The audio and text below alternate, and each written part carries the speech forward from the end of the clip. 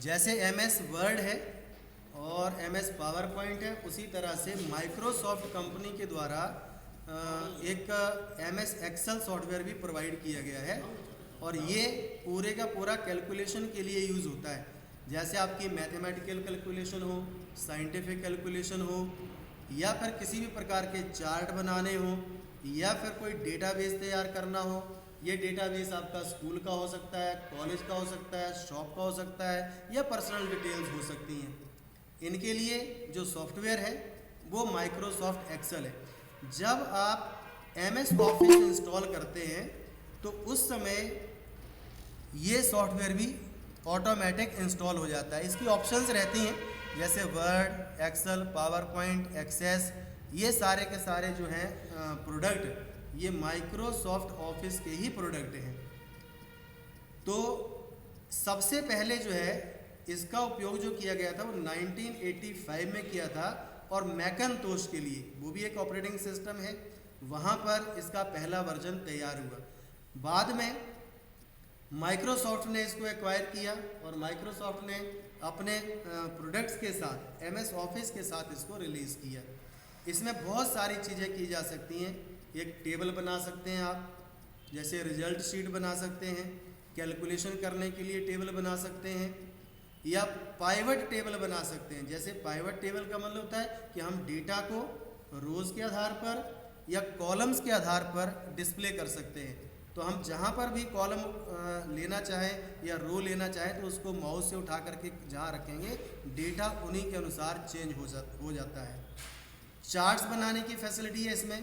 कई प्रकार के चार्ट्स बनाए जा सकते हैं, line chart, pie chart, donut chart, XY chart, ये सारे के सारे चार्ट जो है मतलब ग्राफ जो है वो तैयार कर सकते हैं इसमें। जिस तरह से MS वर्ड में फॉर्मेटिंग की फैसिलिटीज़ उपलब्ध हैं, यहाँ पर भी कई प्रकार की फॉर्मेट फैसिलिटीज़ हैं। जैसे वर्ड को बोल्ड करना, इटैलिक करना, अंडरलाइन करना, या फिर कई प्रकार के जो फॉन्ट्स होते हैं उन फॉन्ट्स को भी आप यहाँ पर चेंज कर सकते हैं और कलर कर सकते हैं। अलग अलग शीट में, अलग अलग कॉलम में, अलग अलग रोज़ में आप अपनी आवश्यकता अनुसार इसमें कलर कर सकते हैं। यहाँ पर जो वर्कशीट होती है, एक होती है आपकी वर्क बुक और एक होती है आपकी वर्कशीट। वर्क बुक का मतलब कि आपके जो रजिस्टर के समान एक रजिस्टर होता है जिसमें कई पेजेस हो सकते हैं, तो वो एक पूरी बुक कहलाई। और शीट का मतलब कि उसमें रजिस्टर में एक सिंगल पेज, वो एक शीट कहलाएगी। तो उस शीट में भी कई प्रकार के रोज़ तथा कॉलम्स हो सकते हैं। ध्यान दीजिएगा कि एक जो वर्कशीट है वो वर्कशीट रोज़ तथा कॉलम्स का ग्रुप होती है और इसमें कई प्रकार की रोज़ और कई प्रकार के कॉलम होते हैं और उनके नाम होते हैं। एक रो और कॉलम का जो इंटरसेक्शन होता है उसे हम कहते हैं सेल। तो ये आगे मैं आपको प्रैक्टिकली भी बताने वाला हूँ। ये भी आपकी थोड़ी थ्योरेटिकल थोड़ा सा कंसेप्ट क्लियर होंगे तो ये ऑटोमेटिक आगे प्रैक्टिकली जब करेंगे तो आपके सामने आ जाएगा। यह आपने किया भी होगा। तो यहाँ पर देखिए जो कॉलम नंबर होते हैं या रो नंबर होता है, उसके मिलान से, उसके जोड़े से बनता है सेल, और उस सेल का भी एक अपना एड्रेस होता है जिसे सेल एड्रेस कहते हैं। तो यहाँ पर देखिए जैसे सेल एड्रेस की बात करें तो A1, A2, A3, B1, B2 या C1, C3 ऐसे करके जो नाम होते हैं वो एक सेल एड्रेस होते हैं। तो जो सेल एड्रेस होता है उसमें सबसे पहले कॉलम का नाम आता है। कॉलम के नाम जो होते हैं वो A, B, C, D इस प्रकार से चलते हैं। और जो रो नंबर होते हैं वो 1, 2, 3 के हिसाब से चलते हैं। तो इनमें भी कितने रोज़ हैं, कितने कॉलम्स में, इनकी गिनती भी आपको आनी चाहिए। यहाँ पर देखिए कहीं पर भी हम लिखें तो वो एक सेल एड्रेस में हम लोग लिखेंगे और वहाँ पर कर्सर रखने के बाद आप उसमें डेटा किसी भी प्रकार का स्टोर कर सकते हैं। ये जो रोज़ हैं उनकी अपनी नंबरिंग होती है 1, 2, 3, 4, 5, 6, और जो कॉलम है उनका अपना नाम होता है जैसे A, B, C, D। तो ध्यान दीजिए जब भाई नंबर तो है वो तो ठीक है कि आगे हजारों लाखों में जा सकता है, लेकिन यदि आप कॉलम की बात करें तो ए बी सी डी से लेकर के लास्ट कॉलम जो होगा वो तो जेड होगा, ए से लेके जेड तक, वो तो 26 ही टोटल कॉलम होंगे। फिर तो 27वें कॉलम का नाम क्या होगा? तो 27वें कॉलम के लिए ए हो जाएगा, डबल ए। 28वें कॉलम में ए बी, मतलब ए फिक्स हो जाएगा पहला, और आगे जो है वो ए से लेकर के जेड तक फिर से चलेंगे। तो जब ए जेड हो जाएगा तो उसके बाद अगला कॉलम कौन सा आएगा? बी ए। तो बी से ए जेड तक चलेगा, सी के लिए भी ए से जेड तक चलेगा। इसी तरह से कई प्रकार के कॉलम जो होंगे वो यहाँ पर आपके आएंगे। तो एक वर्कशीट में ध्यान दीजिएगा 10,48,576 रोज होती हैं और कॉलम कितने होंगे? 16,384। तो एक्स एफ डी तक जाता ही है। जैसे मैंने कहा कि 27वें कॉलम का नाम है ए, फिर ए बी 28वें का, ऐसे करके यदि आप आगे बढ़ते जाएंगे तो 16,384 तक जब आप पहुंचेंगे तो एक्स एफ डी तक पहुंचेगा, तो उसका वो नाम हो जाएगा। इसका मतलब इतनी रोज और इतने कॉलम हैं, उनको यदि आप मल्टीप्लाई कर दें तो उतने टोटल सेल बन जाएंगे। तो एक वर्कशीट में जहाँ पर आप काम करते हैं उसमें 10,48,576 मल्टीप्लाइड बाई 16,384 यदि आप करेंगे तो जो आंसर आएगा वो आपका क्या कहलाएगा? सेल की संख्या। तो एक वर्कबुक में कितनी वर्कशीट स्टोर की जा सकती हैं? 255 तक। और बाय डिफॉल्ट जो सामने आती हैं, मतलब जब भी आप एक्सेल को स्टार्ट करेंगे तो बाय डिफॉल्ट जो सामने आएंगी वो आपकी आएंगी 3 शीट आती हैं, 3 वर्कशीट आती हैं। लेकिन हम कहाँ तक बढ़ा सकते हैं इनको? 255 तक। जब आप फाइल को सेव करेंगे तो फाइल को सेव करने पर इसकी जो फाइल बनती है उसका एक्सटेंशन होता है .xlsx। जैसे मैंने पिछली थ्योरी में भी आपको बताया था कि 2003 या 3 से पहले के जितने वर्जन होते हैं उसमें सिंपल .xls लगता है फाइल के एक्सटेंशन के लिए, लेकिन 2007 या उसके बाद के जितने भी वर्जन हैं उनमें .xlsx लगेगा, क्योंकि ये एक्सटेंडेड वर्जन के रूप में इनको जो है प्रस्तुत किया गया है आपके लिए। जब आप एक्सेल स्टार्ट करेंगे तो जो शीट होगी वो इस प्रकार से आपको दिखाई देगी। जो आपको यहाँ पर शीट दिखाई दे रही है उसमें देखिए जो एक विंडो है एक्सेल की, सबसे पहले दिया हुआ है यहाँ पर जो नाम लिखा ऊपर फाइल मेन्यू। तो यहाँ पर देखिए file, home, insert, page layout, formula, data, review, view, developer, add-ins, ऐसे करके बहुत सारे आपको मेन्यू यहाँ पर दिखाई देंगे। और प्रत्येक मेन्यू में एक्सेल में यूज़ की जाने वाली कमांड्स को ऑर्गेनाइज किया जाता है। तो फाइल मेन्यू है, होम मेन्यू है, तो इसको मेन्यू बार बोलते हैं हम। उसके बाद सबसे ऊपर वाली जो बार दी हुई है छोटी सी, जिसको कहते हैं क्विक एक्सेस टूल बार। यहाँ पर एक्सेल में यूज़ होने वाली जितनी कमांड्स हैं उनमें जो ऑप्शंस होते हैं उनको यहाँ पर ग्राफिकल रूप में स्टोर कर सकते हैं, उनको ऑन या ऑफ कर सकते हैं। ये वर्ड में भी था, पावर पॉइंट में भी है और यहाँ पर एक्सेल में भी है। तो यहाँ पर जो भी हम कमांड रखेंगे, जो भी आइकन रखेंगे, उसको जल्दी एक्सेस किया जा सकता है। हमें ना तो मेन्यू में जाना है, ना ही उसके ऑप्शन में जाना है, ना सब ऑप्शन में जाना है। तो आप क्या करेंगे, यहाँ पर जो भी आइकन होगा उसको डायरेक्ट क्लिक करके उस कमांड को आप एग्जीक्यूट कर सकते हैं। उसके बाद एक रिबन आता है। ये जो आपको कमांड सारी दिख रही है, फाइल मेन्यू को क्लिक करेंगे तो फाइल मेन्यू की सारी कमांड दिखेंगी। तो ये जो सारी कमांड नीचे टैब आ रही है जिसमें लिखा है फाइल पे ऊपर क्लिक है, या यहाँ पर होम पे क्लिक है मान लिया, तो नीचे क्या लिखा है, clipboard, font, alignment, number, style, ये टैब हैं सारी। तो ये टैब हैं किसके ऊपर, रिबन के ऊपर। सबसे ऊपर लिखा हुआ है एक टाइटल बार। तो जब भी आप एक्सेल को ओपन करेंगे तो ओपन करने पर ऊपर सबसे ऊपर बुक 1 आ रहा है, क्योंकि ये वर्क बुक कहलाती है। इसमें अभी तक कोई नाम नहीं दिया गया है। जब हम अपना फाइल को सेव करेंगे तो नाम देंगे तो ये बुक 1 जो होगी उस नाम से रिप्लेस हो जाएगी। उसके आगे देखिए हेल्प आइकन है और उसके आगे मिनिमाइज, मैक्सिमाइज और क्लोज बटन है। तो इनका भी यूज़ हम अपने आवश्यकता अनुसार कर सकते हैं। उसके आप नीचे आएंगे तो देखिए कॉलम दिए हुए कई सारे, रोज भी हैं और कॉलम्स भी हैं, और कॉलम के ऊपर एक बार दी हुई है। उसका इसमें नाम नहीं लिखा है यहाँ पर, लेकिन यहाँ पर A1 लिखा हुआ है। तो इसका मतलब हमारा जो कर्सर है अभी A कॉलम पे है और फर्स्ट रो पे है, इसलिए A कॉलम और फर्स्ट रो का जो एड्रेस बनता है वो बनता है A1। तो A1 लिखा हुआ है यहाँ पर।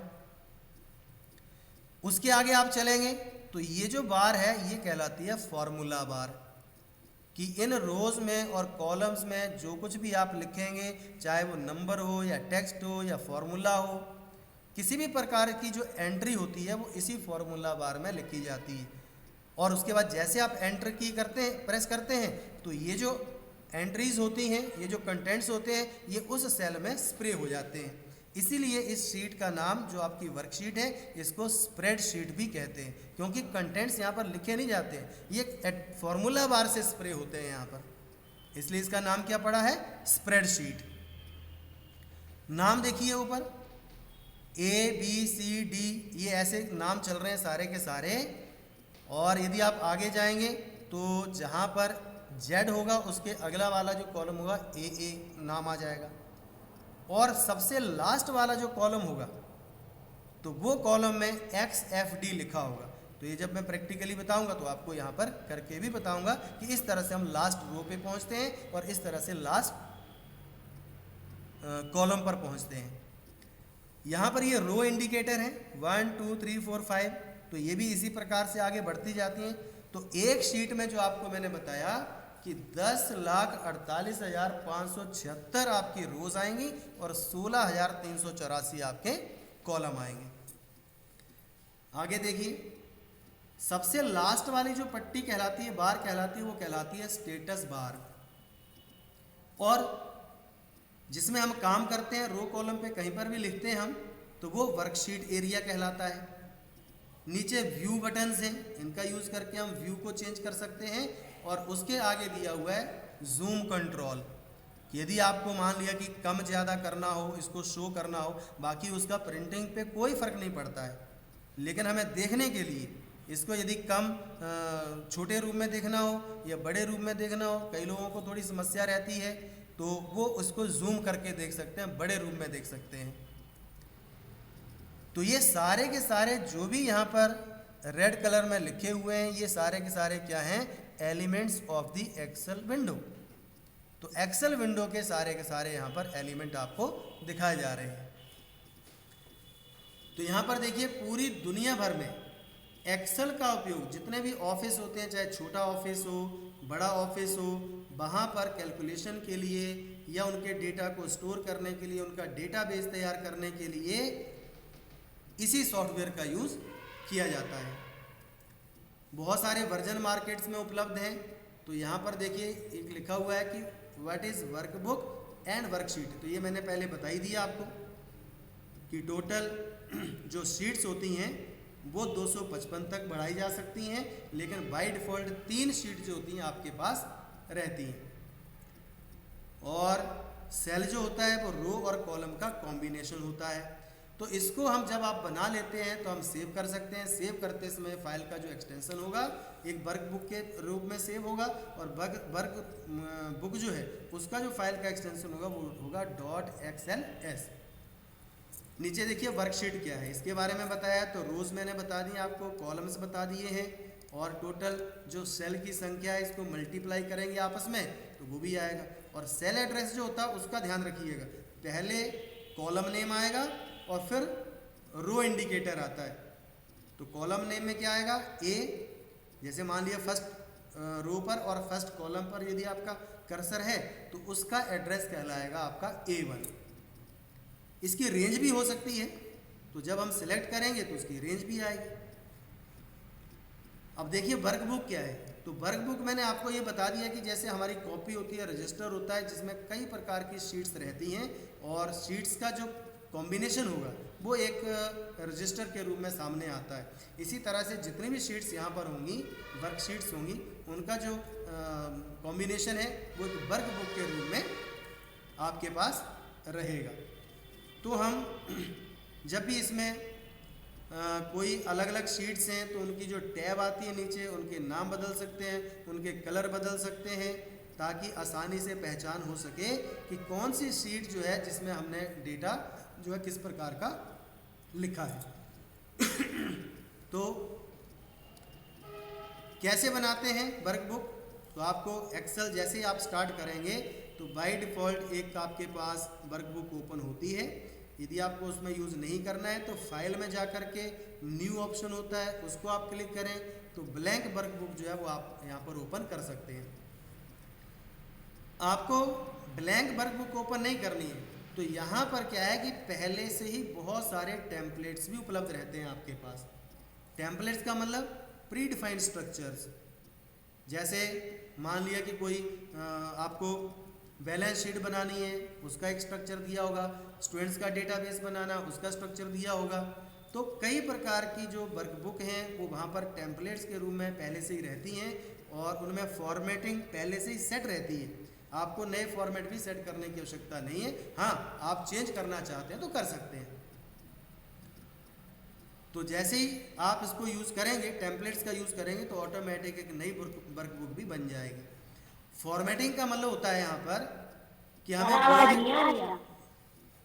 हाँ आ जाएगी थोड़ी देर में, कोई बात नहीं। तो यहाँ पर जो फॉर्मेटिंग है आपकी वो भी यहाँ पर कर सकते हैं हम। वर्ड में जैसे करते हैं बोल्ड, इटैलिक, अंडरलाइन, फॉन्ट को चेंज करना, ये सारी की सारी चीज़ें यहाँ पर आप देख सकते हैं, उसमें कर सकते हैं। यदि उसमें डेट डाली हुई है तो डेट के भी फॉर्मेट कहीं चेंज कर सकते हैं। देखिए यहाँ पर जैसे फॉर्मेटिंग की बात करें तो सेल फॉर्मेटिंग पे जाएंगे आप और यहाँ पर नंबर दिया है, अलाइनमेंट दिया है, फॉन्ट दिया है, बॉर्डर, फिल और प्रोटेक्शन, इन सभी चीज़ों का आप उपयोग कर सकते हैं। फॉन्ट चेंज कर सकते हैं, उसका स्टाइल चेंज कर सकते हैं और साइज़ चेंज कर सकते हैं। और डेट की फॉर्मेटिंग आपको करनी है मान लिया तो आपको नंबर पे जाना है और वहाँ से आपको कई प्रकार के डेट के फॉर्मेट मिलेंगे। देखिए यहाँ पर लिखा हुआ है। अब इसमें insert and delete rows and columns. मान लिया कि आपने एक शीट बनाई हुई है, उसमें डेटाबेस बनाया, उसमें रो भी आपने सेट कर दी हैं, कॉलम भी आपने सेट कर दिए हैं, डेटाबेस भी है, उसमें रिकॉर्ड भी डाल दिए हैं आपने। जैसे आपने यदि स्टूडेंट का डेटाबेस की बात करें तो स्टूडेंट के डेटाबेस में आपका roll number, name, address, city, pin, phone ये डाल सकते हैं आप। और मान लिया 10 लोगों का आपने रिकॉर्ड डाल दिया, तो जब सारे के सारे लोगों के रिकॉर्ड डाल दिए तो हम बीच में कैसे इंसर्ट करेंगे? तो इंसर्ट करने के लिए रो हेडिंग को आप क्लिक करेंगे और उसमें राइट क्लिक करके आप इंसर्ट का यूज़ करिए तो एक रो आपकी इंसर्ट हो जाएगी। ऐसे कॉलम में यूज़ करेंगे, कॉलम हेडिंग जो होगा ABCD उसको आप क्लिक करेंगे, राइट क्लिक करेंगे, वहाँ से आप कॉलम इंसर्ट कर सकते हैं। या प्रैक्टिकली उसको सिलेक्ट करके कंट्रोल प्लस का यूज़ करेंगे तो भी इंसर्ट होगा और कंट्रोल माइनस का यूज़ करेंगे तो उससे डिलीट हो जाएगा। तो ये आपको मैं प्रैक्टिकली जो है वो आपको करके बताऊंगा। तो कल की जो थ्योरी होगी उसमें टोटल प्रैक्टिकल मैं आपको एक्सेल पर करके बताऊंगा, तो आप उसमें आसानी से सीख जाएंगे। तो आज थोड़ा थोड़ा इसका जो है ओवरव्यू के रूप में यहाँ पर आ रहा है। तो देखिए उसके बाद इसमें टूल बार्स होती हैं बहुत सारी, जैसे वर्ड में थी, पावर पॉइंट में थी। टूल बार का मतलब उसमें जो भी है, जैसे फॉर्मेटिंग टूल बार है तो उसमें फॉर्मेटिंग से रिलेटेड ही सारे के सारे बटन होंगे। मेन्यूज़ कई प्रकार के हैं इसमें, जैसे यहाँ पर देखिए फाइल, होम, इंसर्ट, ये सारे के सारे मेन्यू यहाँ पर दिए हुए हैं। तो यहाँ इनका यूज़ जो है अलग अलग प्रकार की कमांड्स को जो आपने वर्कशीट पर यूज़ करना है उसके लिए यहाँ पर कमांड्स दी गई हैं, उनके ऑप्शंस दिए गए हैं। यहाँ पर देखिए ऊपर आपका होम है, यहाँ पर इंसर्ट के अंदर ये सारी कमांड दी हुई हैं, टैब दी हुई हैं, तो इनको आपको याद करना है। आगे पेज लेआउट है तो पेज लेआउट की सारी कमांड्स ऑप्शन दिए हुए हैं। फॉर्मूला है तो फॉर्मूला के सारे कई प्रकार के ढेरों जो है यहाँ पर फॉर्मूलाज होते हैं, आपके पहले से उपलब्ध है, आपको नहीं बनाना है, आपको तो केवल यूज़ करना है। जैसे ऑटो सम दिया है, फाइनेंशियल से रिलेटेड हैं, या अभी तक जितने फार्मूले आपने यूज़ किए हैं उनकी लिस्ट भी यहाँ पर आती है। Logical, text, date and time, तो ऐसे इसको आप क्लिक करेंगे तो बहुत सारे आपको यहाँ पर मिलेंगे, या ऑल कर देंगे तो सारे के सारे आपको दिख जाएंगे। डेटा में ये सारी की सारी टैब रहती हैं और कमांड्स रहती हैं, तो इनको एक एक करके हम लोग प्रैक्टिकली देखेंगे कि इनका मतलब क्या है। रिव्यू है तो यहाँ पर स्पेलिंग वगैरह चेक कर सकते हैं आप, या थीसर्स है तो यहाँ पर किसी वर्ड को रिसर्च कर सकते हैं। तो वर्ड मतलब आपने कुछ लिखा हुआ है, उसका मीनिंग आपको पता नहीं है, तो उनके एंटीनम्स क्या होंगे, सिनोनिम्स क्या होंगे, उसके जितने भी जो पर्यायवाची वगैरह होते हैं वो कौन से होंगे, उनका मीनिंग क्या है, ये सारी चीज़ें जो होती है वो थीसर्स के अंतर्गत आती हैं। ट्रांसलेट का मैंने बताया था आपको, लेकिन उसके लिए ट्रांसलेट सॉफ्टवेयर पहले से डालना पड़ेगा। तो आप लगभग 16 से 40 लैंग्वेज के ट्रांसलेटर जो हैं वो मार्केट में उपलब्ध हैं, तो उनको आप परचेज करके इसमें इंस्टॉल कर सकते हैं और अपने डेटा को किसी भी लैंग्वेज में कन्वर्ट कर सकते हैं। व्यू मेन्यू है, कई बार ऐसा होता है कि हम कहीं ना कहीं क्लिक कर देते हैं और क्लिक करने के बाद हम भूल जाते हैं, क्योंकि हमें पता नहीं अभी कहाँ से यूज़ होना है, कहाँ से ओपन हो रहा है, क्लिक हो जाता है और कई ऑप्शन जो होते हैं वो हाइड हो जाते हैं, या कई नए ऑप्शन आ जाते हैं मान लिया, तो उनको कहाँ से ऑन करना है, कहाँ से ऑफ करना है, तो ये आपको यहाँ से व्यू पे देख सकते हैं।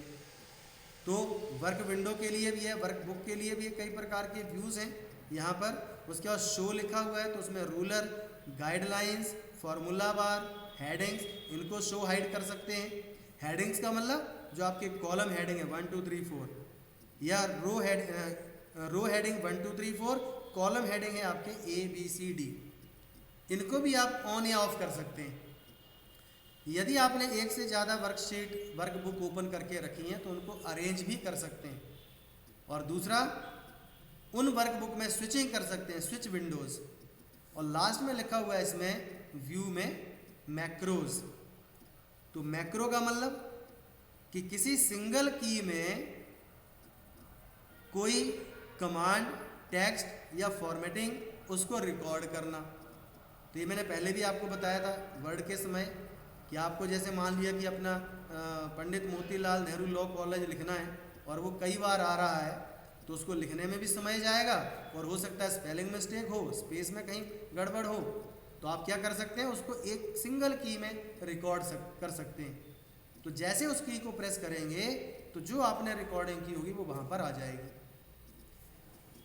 दूसरा आगे देखिए, सारी की सारी जो एक शीट है, लास्ट में एक डेवलपर ऑप्शंस आते हैं। डेवलपर ऑप्शंस जैसे बाय डिफ़ॉल्ट उपलब्ध नहीं होती है, लेकिन आपको यदि वो यूज़ करना है तो आपको कहाँ पर जाना पड़ेगा, फाइल के अंदर ऑप्शंस के अंदर कस्टमाइज रिबन, और उसके अंदर डेवलपर ऑप्शन आपको दिखाई देती है। तो जैसे आप उस पर क्लिक करेंगे तो ये डेवलपर जो मेन्यू है ये भी आपका यहाँ पर आ जाएगा। ये उन लोगों के लिए होता है जो प्रोग्रामिंग करते हैं, जिनको विजुअल बेसिक की प्रोग्रामिंग आती है, VB.NET की प्रोग्रामिंग आती है, तो वो प्रोग्रामिंग का यूज़ करके यहाँ पर कई प्रकार के फंक्शंस बना सकते हैं और उन फंक्शंस को यहाँ पर ले सकते हैं।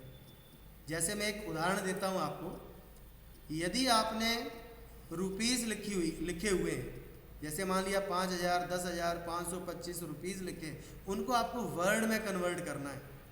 जैसे आपने 525 लिखा है तो 525 ऐसा लिखा हुआ वर्ड में आ जाए, तो कैसे आएगा, इसके लिए आपको प्रोग्रामिंग करनी पड़ेगी। इसके लिए प्री डिफाइंड कोई फंक्शन उपलब्ध नहीं होता है। तो यदि प्रोग्रामर हैं आपने पहले से प्रोग्रामिंग सीखी है, तो आपको डेवलपर में जाना है, यहाँ प्रोग्रामिंग कर देंगे और सेल में जैसे आप 525 लिखेंगे तो 525 अपने आप लिखा हुआ आ जाएगा। ये मैं आपको प्रैक्टिकली करके भी बता दूँ। कोई बात नहीं, थोड़ी देर रुकिए आप।